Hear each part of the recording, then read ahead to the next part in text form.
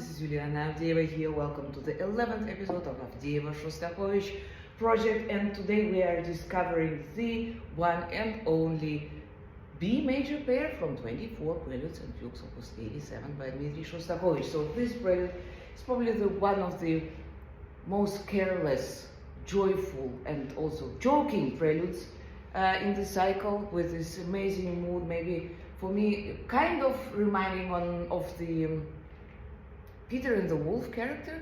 So this, for me, the beginning is the young person, a boy, is very curious, and he walks out the street on a sunny day and is looking around and discovering so many things. So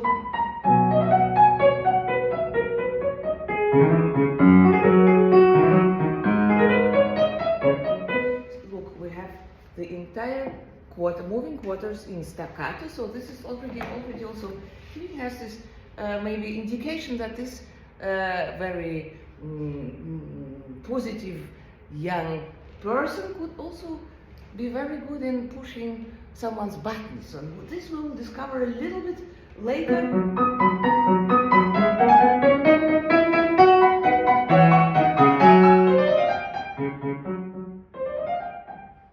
C minor in the B major, and this is a feeling of something not being really serious or preparing to even to provoke someone. Let's see.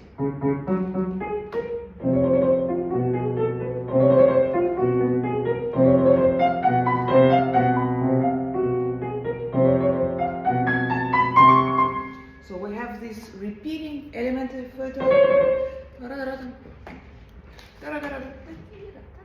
maybe a kind of, I don't know, it's maybe not so serious, and someone really literally going and someone knows maybe. However, this is just these two elements of this rather short prelude, 2 pages, from a very exciting, from my point of view, moments. We have here maybe also a kind of greeting to Prokofiev. Also here the polytonality, so we have 2 different tonalities in both hands. It happens here. Look,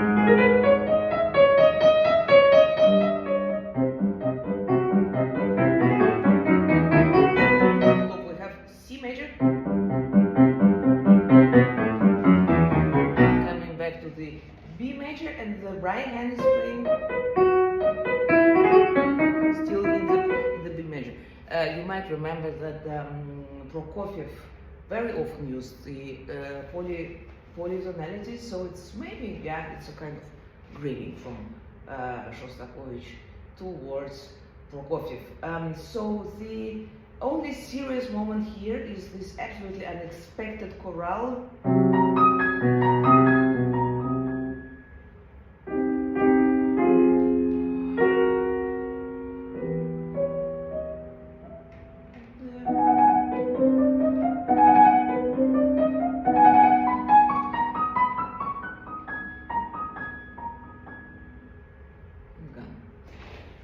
No ritadondo here, and look, I think that's a very interesting moment here, because this is the pair where we have the same tempo in the prelude and in the fugue, but of course in the prelude it's written alla breve in 2/138, and in the fugue it's quarter.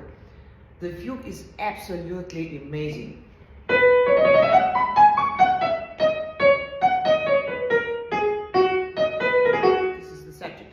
For me personally, this reminds me so much on a dance. It's called in Russian приседки. The idea of it is like squatting, actually. So you're making squats, and then you change the legs in turns. So it requires amazing energy, amazing, of course, condition as well. And it was a dance where mostly, of course, the boys were able or were willing to dance, and it was always in a bigger group, and different persons were trying kind of hip hop, but in the old times. So this element already accumulates an amazing energy of this fugue. Then we have those jumps in the fourth, and then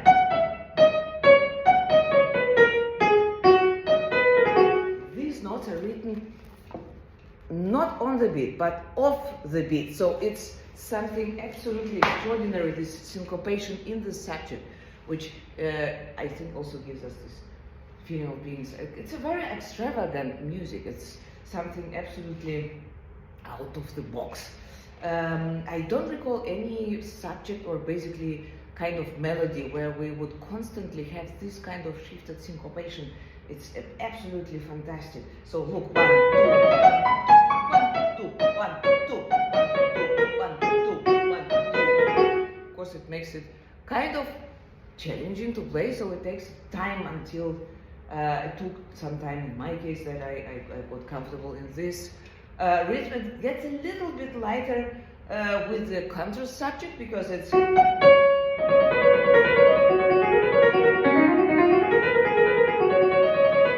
kind of the 16th movement. Yeah, but yeah, it's one of the, let's say, also hardest fugues in the cycle. And then we have always very unexpected accents coming on some interesting places. This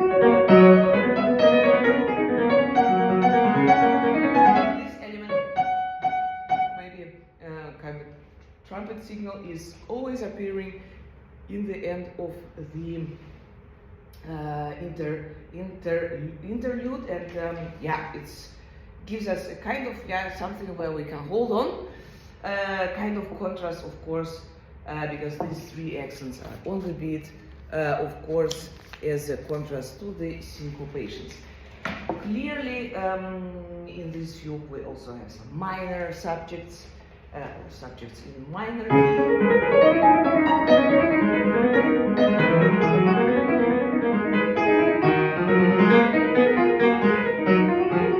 the piano. So it's still the color maybe a little bit darker, but this perpetuum mobile, this moving forward is absolutely fantastic. Here, now in this fugue, we will probably find one of the most challenging parts. So we have here the passages in thirds, in the right hand and contra subject, in the left with the jumps. It took me a while to find. I think I had 3 or 4 different types of fingers until I got something what was somehow manageable for me to play. So it's I think it's a very individual decision, and yeah, you have to, in this kind of passages, I think there is no universal recipe, and you have to try to find what is working for you best. But let's see how Shostakovich integrates this extremely difficult passage into the textures. So we start in C major.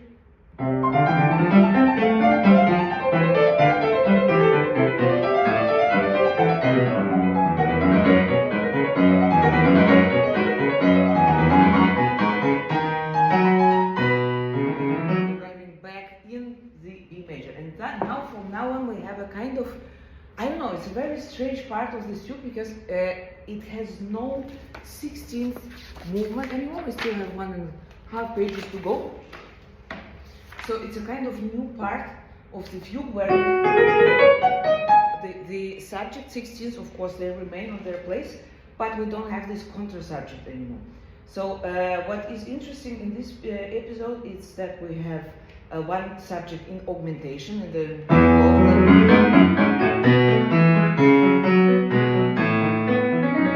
sounds kind of make it like a bear, very big and exciting. And then actually it's just returning to this very extravagant manner you see with this big accent slow. Let's see.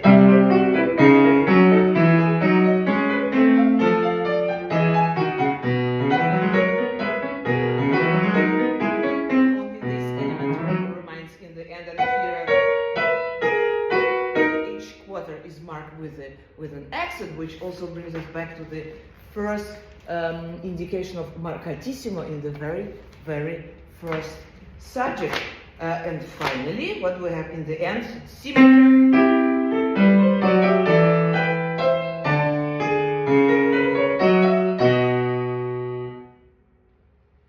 This energy is finally coming out, and yeah, it's somehow it's such a great piece of music. It's such a joyful piece of music. It's fun to play.